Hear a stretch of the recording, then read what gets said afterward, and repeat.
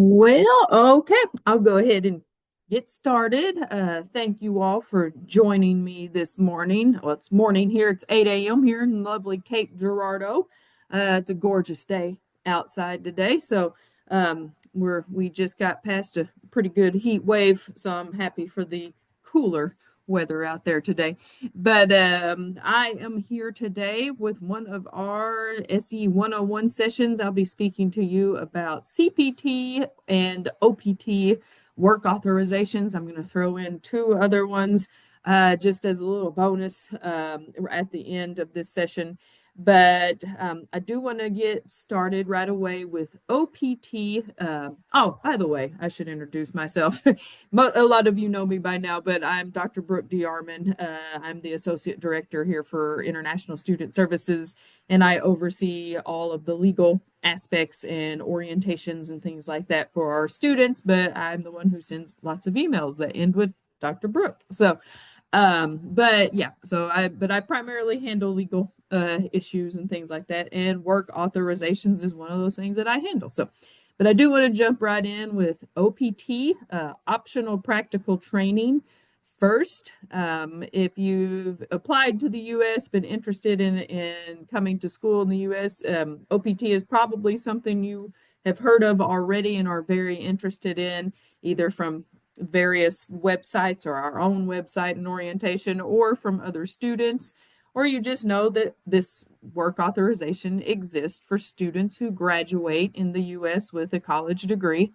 Optional practical training is given, it's awarded, students apply for that through the USCIS, through the government, in their last semester, right before they graduate, about 3 months before they graduate. And that is a process that our office helps students with.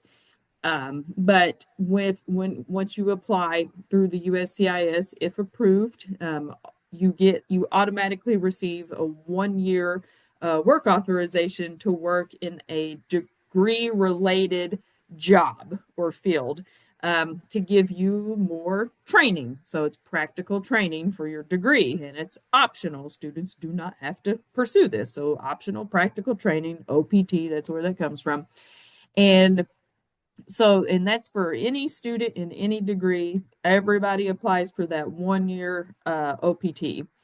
Those of you who are going to be pursuing a STEM degree in science, technology, engineering, and mathematics, and this is all based on the SIP code that is beside your degree major on your I-20. There's a little, 6-digit code. That's the SIP code that determines if that is if the USCIS recognizes that as a STEM degree. Those of you who are in the STEM fields get to apply for a 2 year OPT extension about 3 months before your initial OPT year ends. So that gives you a total of 3 years to work in the US after you complete your degree program if you are a STEM student. There are, a lot of students like, is my major really a STEM major? If it is in the science, technology, engineering, and math fields, most likely yes. But some of our majors, they don't necessarily fit in that, but they're still required. They're still a STEM degree. So if you go to the SEVP approved STEM majors list on, you just Google that, and you type in your SIP code. You can do a control F, for finding your SIP code on that big long list. And it will tell you whether or not your SIP code and your degree is a STEM qualifying degree that will qualify for STEM OPT after you graduate. But this, and I'm hitting on this first because for most of you, if you're a graduate student, you've still got about 2 years before you'll be applying for OPT, or if you're a bachelor student, you've probably got about 4 years from now that you'll be applying for OPT. But I did want to just kind of show you around. We have when we say you graduate in December, in the first week of September, I send an email out to all of our graduating students that are approved for December graduation, and I say, "This is how you apply for OPT." And it is an entire online training course that we've put together that tells you step to step how to apply for OPT through the USCIS, and you'll work with me and the other DSOs in the office to apply for that OPT. But in case you're wanting to just explore that right now, we do have some information about that on our website. And I've gone to, SEMO.edu/international is the page that I have up here right now. Our main web page is the /international. Now, there are other parts of that website that you can click on. And I've gone ahead for time's sake, I've clicked on our International Student Services page here. And this is where a lot of the legal type, just quick tidbits about international student services and legal requirements are. But I've also included on this page some information about OPT under the student employment section. And so, yeah, so we've got pre-completion OPT. I will touch on that just a little bit. Pre-completion OPT is a part-time work authorization that students can apply for when they have not graduated yet. But the USCIS does not always approve this. Students have to have really good reasons as to why they're going ahead and applying for this OPT before they graduate. But if students are approved, they can go ahead and start working on OPT before they graduate, and they can work part-time only. That includes the summers, but you can only work 20 hours a week with pre-completion OPT. Then once they do graduate, then they apply for the post-completion OPT, where they would be able to work, full-time in more than 20 hours a week. Pre-completion OPT does take away from the year of OPT at halftime, they say. So if you work 6 months on pre-completion OPT, you're going to lose 3 months of your 1 year of OPT. It's just how it's calculated. That's mostly because of the ability to only work part-time. So 3 months, so 6 months, you're going to lose 3 months of OPT and only have 9 months approved for your post-completion OPT. But we have very, very few circumstances where students actually apply for pre-completion OPT. Our academic advisors do a very good job of working with our students to ensure that they are kind of meeting those face-to-face enrollment requirements each year so that they don't have to apply for that pre-completion OPT where they get in that situation where they just really don't have enough face-to-face classes remaining. But our students, the only time we really see that is if they've only got research or thesis left. And even with that, they can go ahead and apply for that post-completion OPT and start working on OPT while they're completing that thesis requirement. But the big one here that I'll scroll on down, post-completion OPT, you can see here on our website, on our International Student Services webpage, I do have more information here. But this is a great, way to just familiarize yourself more with OPT. But the big thing when it comes to OPT is, again, you do have to report your employment to us. Anytime your address or your employment changes, we've got forms on our website. And again, this is all in our training once you're getting ready to graduate about reporting your employment to us, your degree-related employment, I should say. And we'll get that uploaded to your CVIS record. It's printed on your I-20, and that way your employer has that information. But it's us telling the government, hey, you are working here, you have the work authorization to do so. Anything that is not reported to us and is not on your I-20 would be considered illegal employment and could get you deported. So because the number one rule of the international student F1 or J1 visa is do not work off campus. That is illegal to work off campus unless you have a work authorization like OPT. So yes, and then so on our website, got more about then the STEM OPT extension and when to apply and how to apply, what you'll need for that. Trying to think if there's anything I want to make sure I hit on there. But yeah, and then the other thing, I don't want to get off of this page, but you'll notice on this page, so like we have an entire OPT resources page. We have an entire STEM OPT resources page on our website that get down into the nitty gritty of those work authorizations. So, but I do want to be cognizant of time. OPT, just keep in mind that's something you're going to be applying for when you're getting ready to graduate. Now, I want to transition over to CPT, or curricular practical training. And CPT is a work authorization that exists in the US for students to be allowed to complete internships while they're working on their degree. So they haven't graduated yet. Their degree has a practical experience, experiential learning, internship, clinical. It has something that is required for the degree. It is a class you enroll in that is requiring something that you have to do off campus to get that training in for your degree. And so when you go and work off campus with those internships, paid or unpaid, you've got to have some sort of work authorization to do that. And that is CPT, or curricular practical training. And CPT is really cool because I can approve it for you. So the process is free. It's much quicker.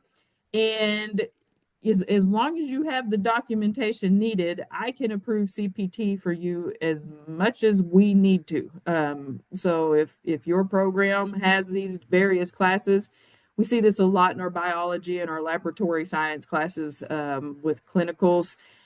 Students may have, or nursing, they may have more than one semester of clinicals where they've got to go out to Mercy Hospital or St. Francis Hospital here in Cape Girardeau or wherever and fulfill that clinical experience. Well, I've got to approve the CPT so you can be working in those hospitals and doing and performing various tasks for them. Because either though you're getting training, you still are possibly doing a job that is displacing a U.S. worker. So that's the big thing. So we've got to prove to the U.S. government and to ICE and other, and other groups that you have a reason for being there for your degree. You're not just there to try to earn money. Um, so let me come back up here to CPT and I can just click on this.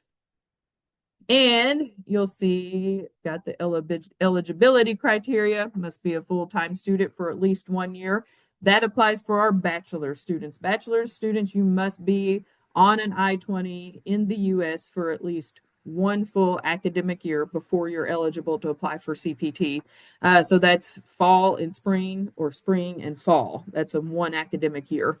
But our graduate students, you can apply for CPT day one. Once you enter the U.S., if your program allows for that internship or experiential learning, and you have the class to enroll in, you can be approved for CPT immediately.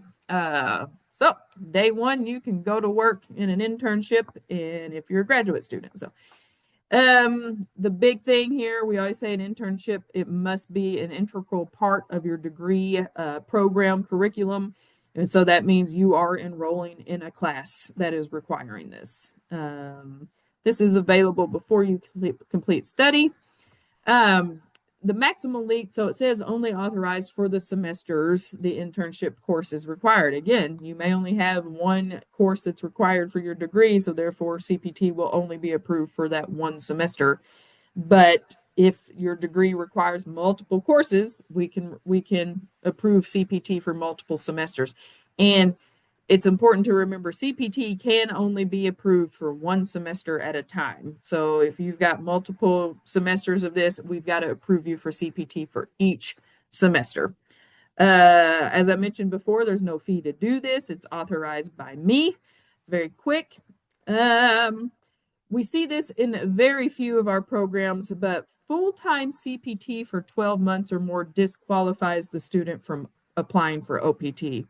We only have one program right now, clinical laboratory sciences, that requires a 1 year of full-time clinical studies, and that can disqualify students from being able to participate in OPT if they go the CPT route in order to fulfill that clinical requirement. A lot of our students now in that program, it depends on where they are with their course studies. They are either applying for pre-completion OPT and doing that kind of a part-time, and that way they're not fully losing OPT. But there's also a way that we can do post-completion OPT for that as well if they choose to go that route. But we just don't have programs at SEMO that would require a full 12 months of full-time OPT. Now you can have 12 months of part-time OPT and you'll be, or sorry, of CPT, part-time CPT. Um, you can have 12 months of part-time CPT and still qualify for OPT. It's the full-time CPT we have to stay away from. A job offer is required before I can approve CPT, and you must be enrolled in an eligible course while engaging in this. Documentation you have to have is the CVIS I-20 that has the CPT approved on there. Like I said, your employer, the HR, Human Resources Office, your supervisor will have to have a copy of that I-20 that has the CPT authorization on the second page. We don't do a CPT request form anymore. That's old. But I do need your job offer letter, your proof of registration for the CPT course, and a letter from your advisor. So I'm going to hop over to another website real quick that shows you more about this. So I'm going to jump over. And so on our website, we have a faculty staff resources page. And this exists because we want information for our faculty and staff. But this is a great resource also for our students who are wanting to pursue CPT and they need to provide information to their advisor about applying for CPT because I do need something from your advisor and able to approve this. And so this information is on our faculty staff resources page. You would come here, scroll down all the way to where it says internships. And this is listed as internships because, again, this page is geared towards our faculty and staff. They know what internships are. They may not necessarily know what CPT is, but you'll go to this page too, and then you'll forward this information right here. I'm going to click on Advisor Letter Template. And that's going to bring up a whole new link. It's an Adobe document. And if I scroll up to the top, if my computer will allow me, sorry, my Zoom screen's getting in the way. 1 second. Okay. So up here, so you forward this to your academic advisor. And what it is it's a note at the top that's from me, basically, telling the advisor what CPT is, why we need to do it, and what the advisor's role is in getting us to approve CPT. And so they're going to read through all of this, and then they're going to come down here, and then they're going to see a template for a letter that I need from them. And so your academic advisor is actually going to use this and fill in those bolded areas. So they're going to put your name in, put the name of the class and the semester that you're enrolled in that class, and everything else. Then they are going to send this letter back to you. And then you'll have your employment offer letter from your job, and you'll send both this letter and your employment offer letter to me. Once I have that, it takes me 1 or 2 business days, and I'll approve your CPT for that semester. And I'll give you your CPT approved I-20, and you take that on to your first day at work at your internship and give that to your supervisor. And then you can work legally, again, paid or unpaid, for that business in town to get that practical training in. So this is widely used. I would say 40-50% of our students every semester have or each semester I approve 40 to 50% of our international students for CPT. But yeah, and a lot of them have done CPT every semester they've been enrolled here after that first year that they qualify if they're an undergraduate student. But yeah, our university loves any kind of experiential learning for our students. And so our advisors and professors will look for those classes that may have that, that component of doing an internship and experiential learning off campus. And that way they can prove you are enrolled in a class that is requiring that. And that way I have the proof I need to be able to approve you for CPT through the SEVP. So this actually goes into your CVIS record and is logged, for the government to see in the future.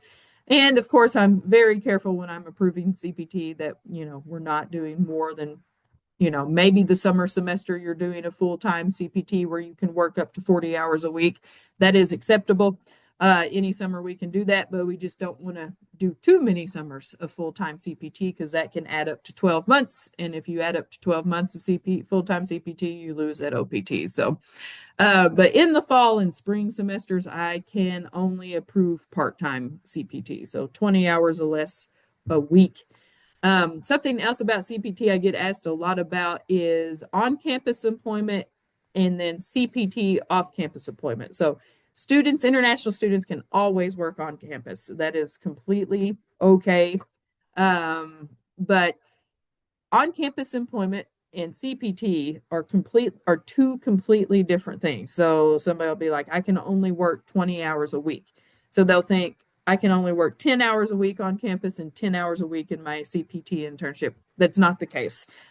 You can work 20 hours a week on campus and up to 20 hours a week on the CPT for a total of 40 hours. Because again, the on campus work is strictly to earn money. And it's not training you for your degree, whereas CPT in that internship is training you for your degree. It is degree work, it is class work, it is not necessarily employment. So, but again, you are limited to 20 hours a week during the fall and spring with CPT. So, um, so those are the two big websites I've shown you. So, International Student Services page on the SEMO.edu/international website got all that information about OPT. We also have a separate link on our main web page, and you can see it that it says OPT/STEM OPT resources. And then, of course, I've mentioned, CPT is also on that International Student Services resources page, but also on the faculty staff resources page where you'll need to share this internship, what do you call it? The template for your letter for your advisor. You are responsible for sending this to your advisor when it becomes time for you to apply for CPT. A lot of our advisors are well aware. They are the faculty advisor for lots of our students pursuing CPT, but other advisors are brand new or, have never done this before. So it's very helpful that you send them this template. I know I'm definitely running over on time, but there are two other work authorizations I want to mention that students can get while they are enrolled in classes.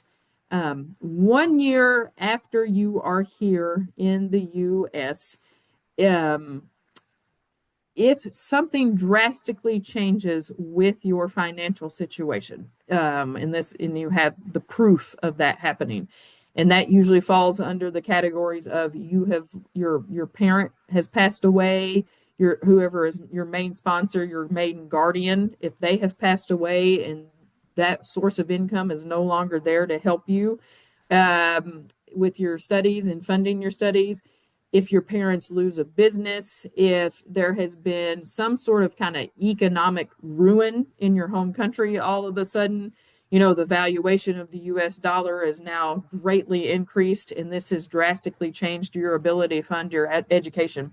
This happens after 1 year of being here in the US, you can apply for what's called economic hardship work authorization. In economic hardship, I do have this mentioned on the student resources page or the student services page, but that is an application that you can send to the USCIS. You file online and you gather, and this is something I would definitely be helping you with in gathering your documents that you need to apply for this, but you'll apply for this through the USCIS.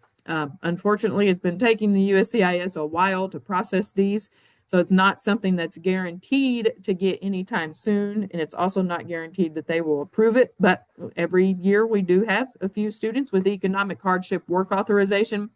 And what that does is the USCIS, if they see you have a legitimate reason as to why things have changed back home and your funding has changed, they do want to help you out to pursue this degree and get this degree here in the US. So they will send you an EAD, an employment authorization and document card, and that gives you the ability to work anywhere off campus. So Walmart, McDonald's, wherever you want to get a job, you can get a job with that economic hardship approval.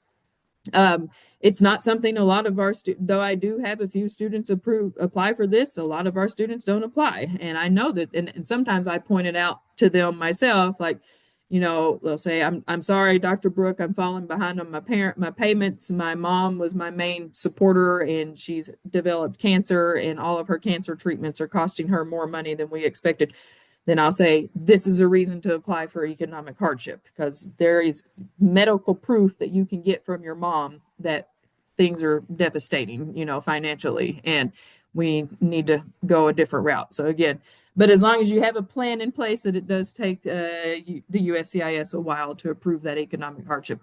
The other thing is that every once in a while, basically the federal government will send out a list of countries students from for or countries that students from would qualify for what's called special student relief. You'll see it sometimes just SSR, work benefits, but special student relief. So let's say several years ago, Haiti had a huge earthquake and had major economic issues, and and it was even difficult for our students that were already our Haitian students who were living in the US, studying in the US. It was difficult for them to even return back home.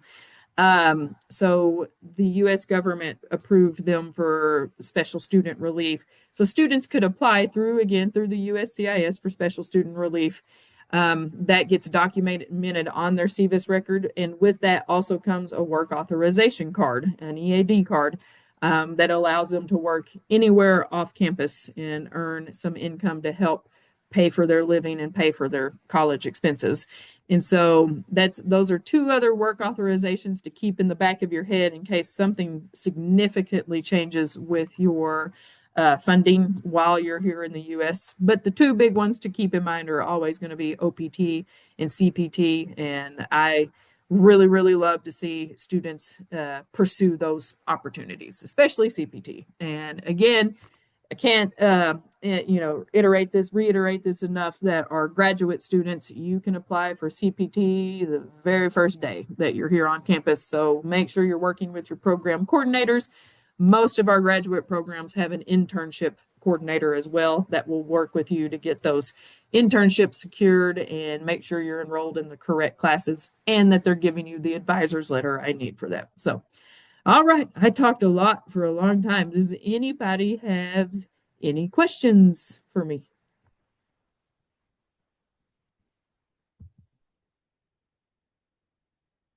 I do see something in the chat. Okay. Hi, Brooke. If I do CPT, how do I make sure it ties directly to my coursework so it doesn't affect my future OPT eligibility? That's a great question.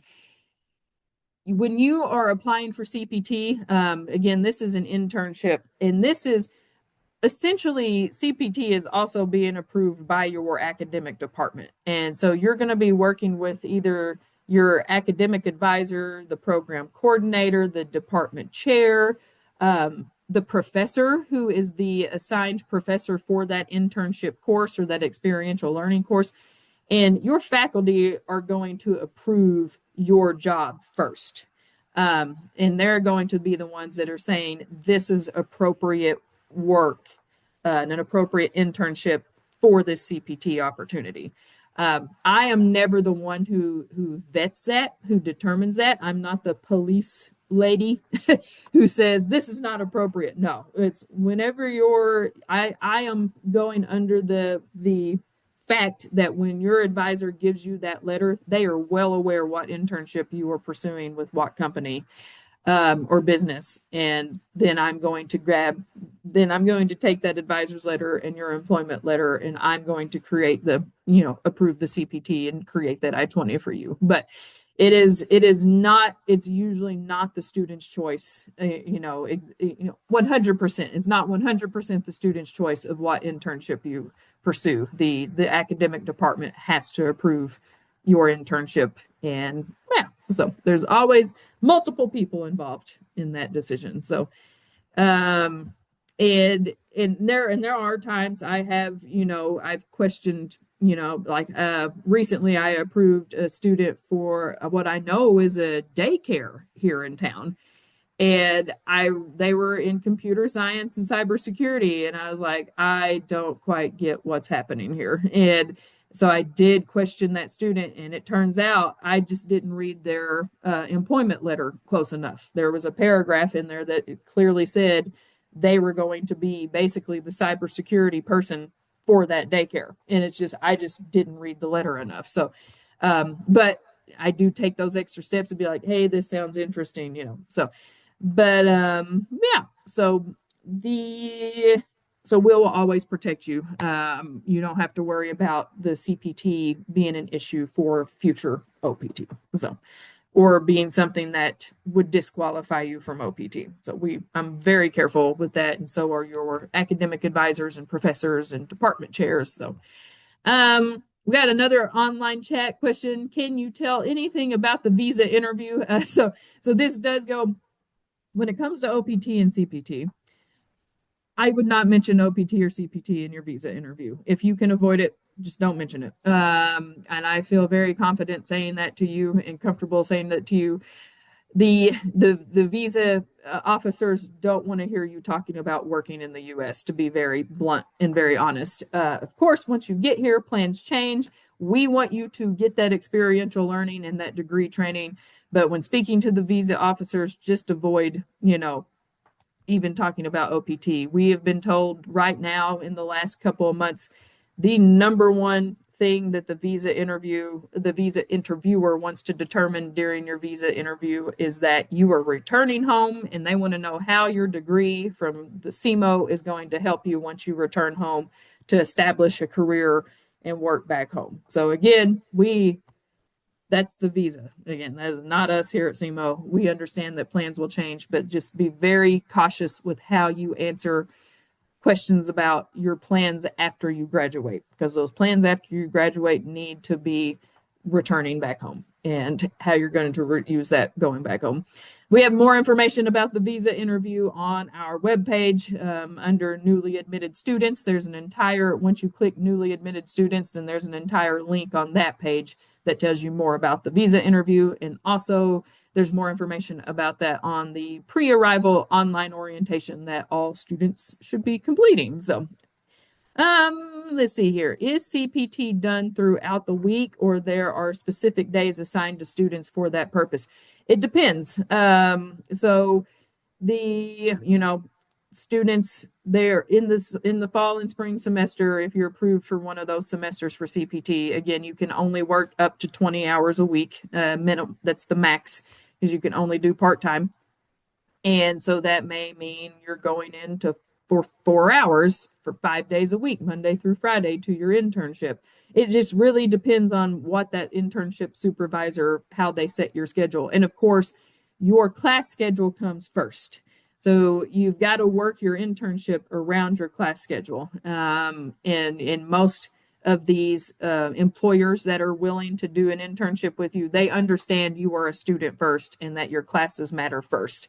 Then they will work with you to get your internship hours in on and that may be you're only going in from 2 to 4 p.m. on Monday and 3 to 5 on Wednesday. It just depends. It's how that all works out. So back to the visa question. He just asked, where do I get the link for so again, if you go to SEMO.edu, so I'm pulling that up, and then /international.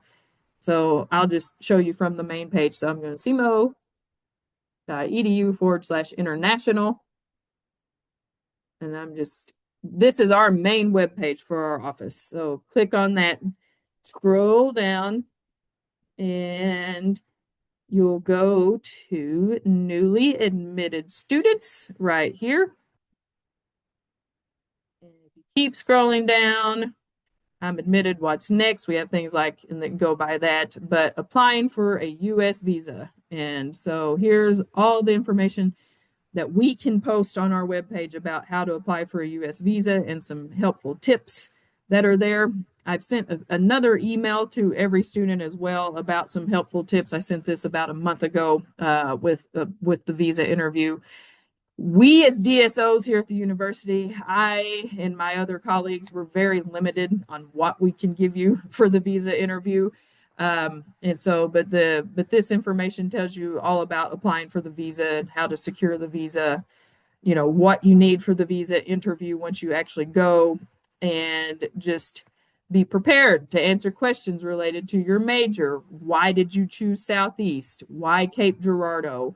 Your source of income, your money, how are you paying for college, your intent to return home after you graduate.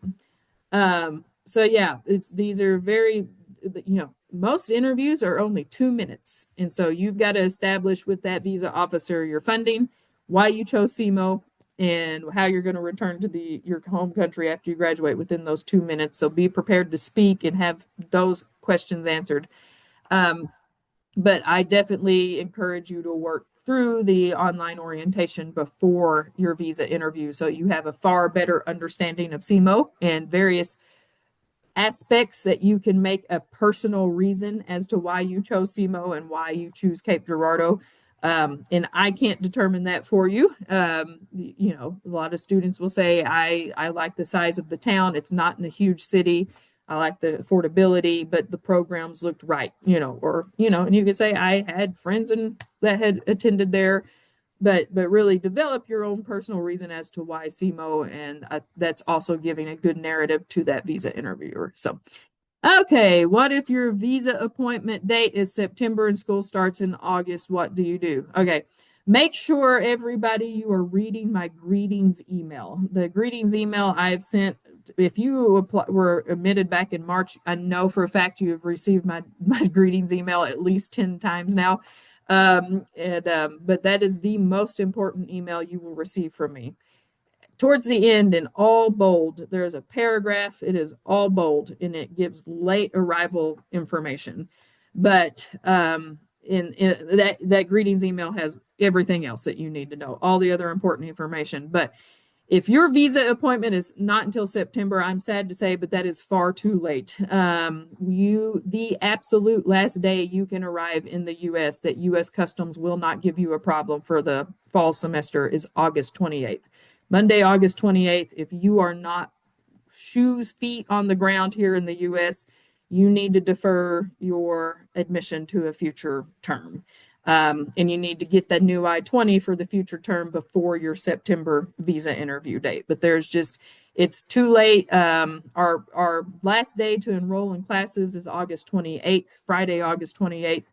Last day to enter the country is August 31st. And so if you're not enrolled by August 28th, if you don't have a visa, I'll back up.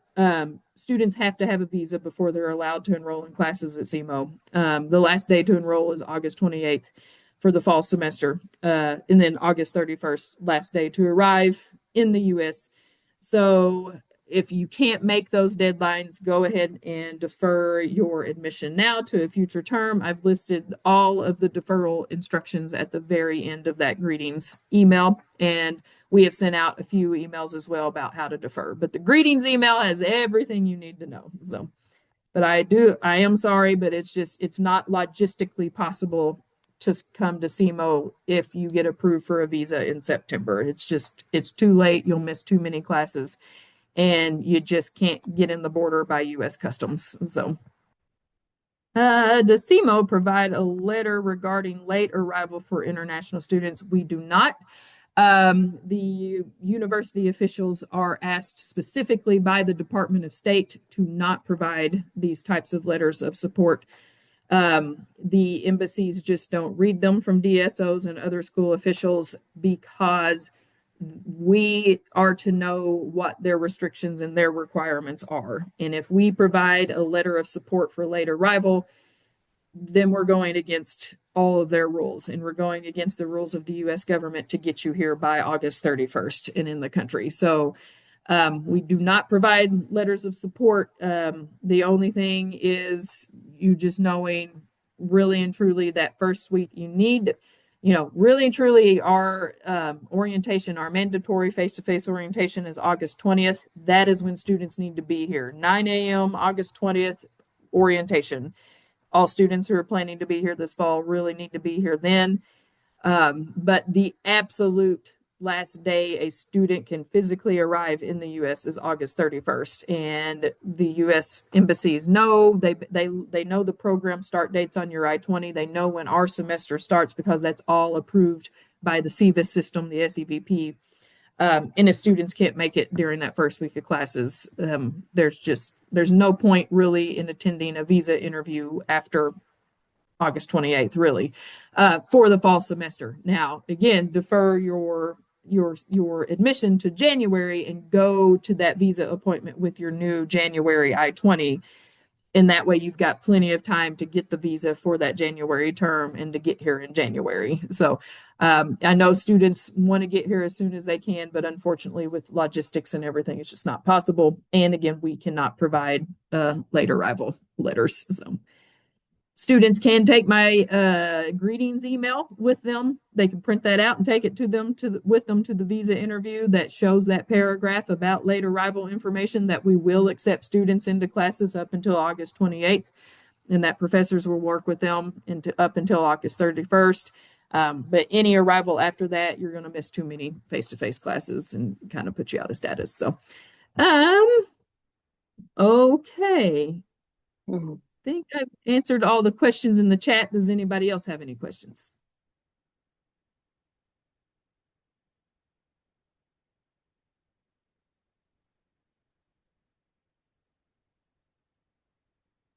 Okay, well, seeing none, if you do have questions that come up, as always, the general email to email any questions you may have is, oh, let me answer this real quick. Somebody said their visa appointment date is the 23rd of August. So if you get approved on the 23rd or 24th, then we really you'll need to definitely be in touch with us so that we can enroll you in classes by August 28th. Again, August enrollment can happen remotely, as long as you're contacting me or contacting your program coordinator if you're a graduate student to enroll in classes. If we can get you physically or get you enrolled in classes remotely, even that helps your case. But the thing, regardless of when your visa interviewed is, the most important date is August 31st. If you get approved for a visa, you've got to get to the U.S. by August 31st, or else U.S. Customs most likely will not allow you in the country. So to avoid any of those questions with U.S. Customs and anything, get here before August 31st. Yeah, feeling nervous about the interview, totally understand, but the best you can do is just do everything in your power to prepare for that interview. Go through the online orientation, read my greetings email, know your degree map for your program and why you chose your program and your major, what you're planning to do after you graduate.